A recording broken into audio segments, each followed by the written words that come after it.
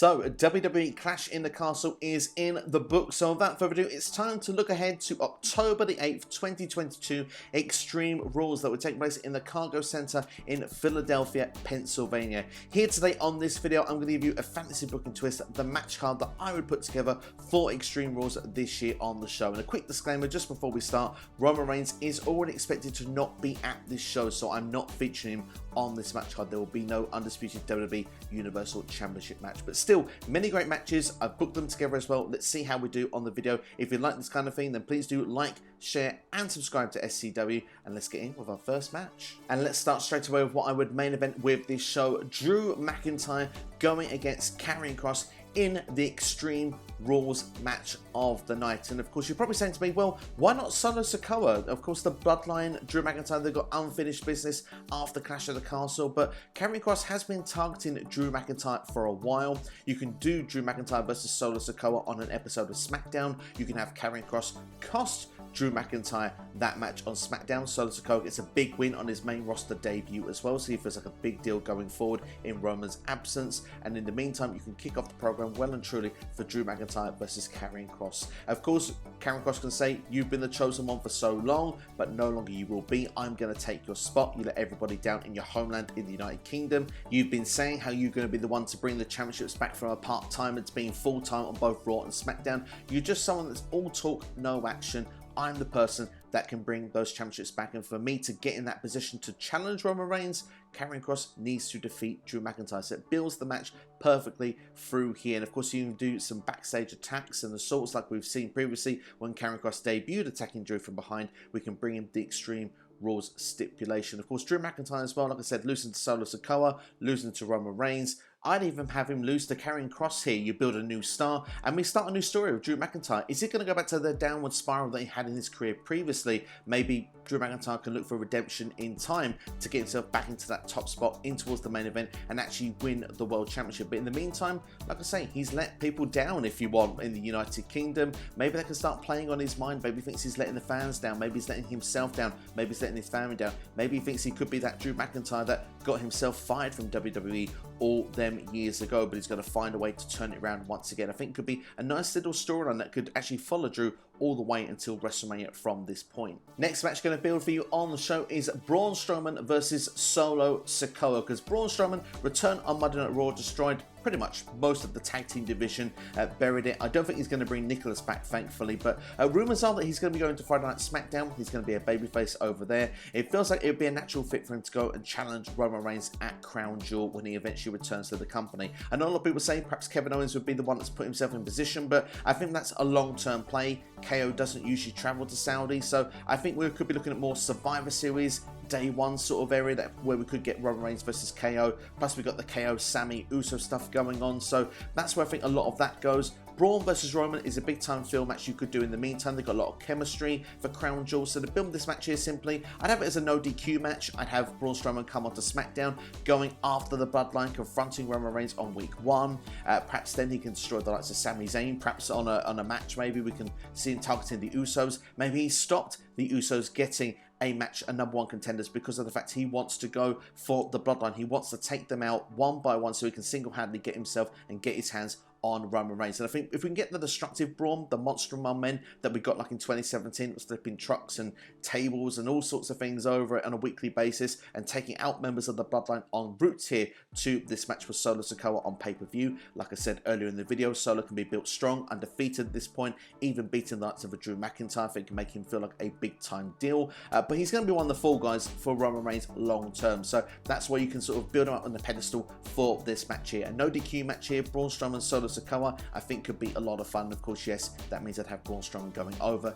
building a match with Braun and Roman Reigns at Crown Jewel. Next is a rematch from Clash at the Castle, Matt Riddle going against Seth Rollins, but this time it's going to be in an NXT match type. It's going to be in the Fight Pit. That's right, a match that Matt Riddle has previous experience of in the pandemic in NXT. I'd like to see it brought to the main roster. I think Extreme Rules would be a perfect place to have it as well. It's kind of like a modernized version of a Lion's Den style match, and of course it's got the steel cage element as well, no ring ropes. So I think this will be a lot of fun if they were to bring it in. Of course, Matt Riddle wants to a rematch against Seth freaking Rollins, and Rollins wants to move on to other programs. They've been fighting all over arenas, in parking lots. If they can continue this sort of melee, they can have them confined inside a sort of solid steel cage. And we've had a steel cage play its part on Raw in recent weeks with Bobby Lashley versus The Miz. So for me, I'd have this here as a unique style fight pit match here. You can have that as they had it, I think, before, towards the side of the ring as well, so they've not got to do too much changing to the ring design on the show on the night as well. So that's kind of something I'd put in there. Matt Riddle versus Seth Rollins in a fight pit match. And so yes,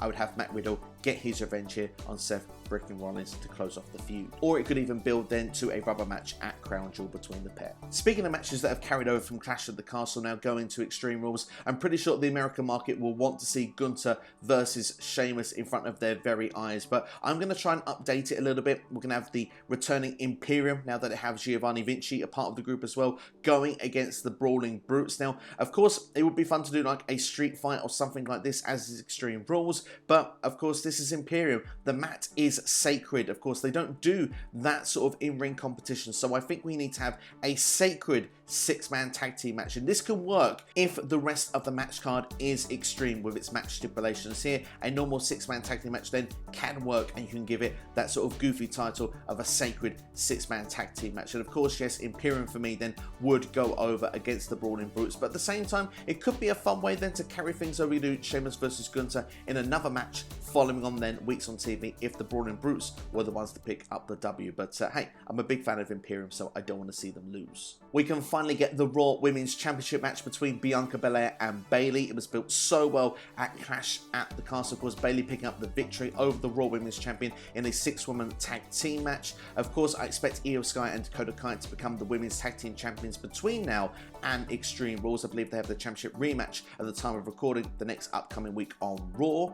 So yeah, they're probably going to play a factor in all the build-up as well here with Bianca and Bayley, obviously being champions, Damage Control taking over the entire women's division. So a way to even up the odds, you could bring some other women in to even up, but as it's not necessarily a guarantee at this stage that we'll get a Sasha or Naomi return, we've had Asuka and Alexa Bliss already. For me, I would just bring in the Shark Cage. I think there could be a quite fun element here. You can have then kind of a normal singles match between the two ladies, but if there's a way that the other two girls can get out of the Shark Cage and play a factor into Bayley winning the championship, I think that could be a lot of fun. So for me, that's something I would add to the Extreme Rules show, and yes, I would have them Bayley win the Raw Women's Championship, and Damage Control really would take over the division, and we could see then who could step up and put Damage Control in their place. Next, I would have Johnny Gargano against Austin Theory, and I'd make a ladder match out of it as well. And of course, hanging above the ring would be the Money in the Bank contract. We've seen this stipulation done before for Dolph Ziggler. He was defending the Money in the Bank against John Cena. And for Austin Theory, he's lost a lot of matches recently. It's time to sink or swim.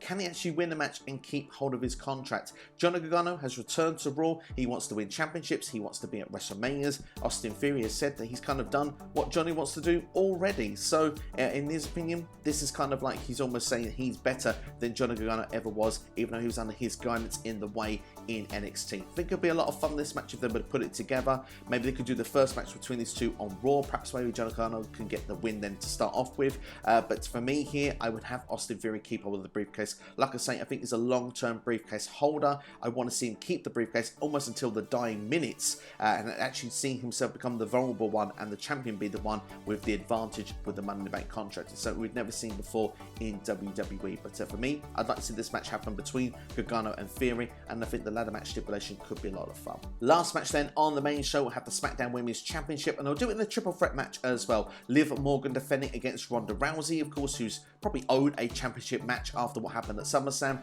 and a returning Charlotte Flair. That's right, Charlotte Flair can come back into the mix. Charlotte and Ronda have unfinished business as well with their rivalry earlier this year. This also can get Liv Morgan out of this program as well, still with the SmackDown Women's Championship. Perhaps she can actually pin Charlotte Flair, and we see Adam Pearce and Ronda Rousey still to have this Authority rivalry starting as well. Ronda can continue then on as a babyface against Authority, being screwed left, right and center, keeps her out of the championship program for the meantime being, and then Liv Morgan can go on to new challengers. So that's certainly a match that I'd like to see thrown together. And before you say a triple threat match, that's not very extreme. Well, triple threat matches have no disqualifications or countouts, so all toys are welcome in this environment, so actually it works pretty nicely. Lastly, let's have a kickoff match, shall we? Because they were brought back for Clash in the Castle. I think this is the first time in many months we've had them, so maybe we'll get one match going forward. I would have Rey Mysterio against Finn Balor, and I would actually have a chairs match here because the chair has been quite crucial in the build of Judgment Day. It's what ruled Edge out of the group.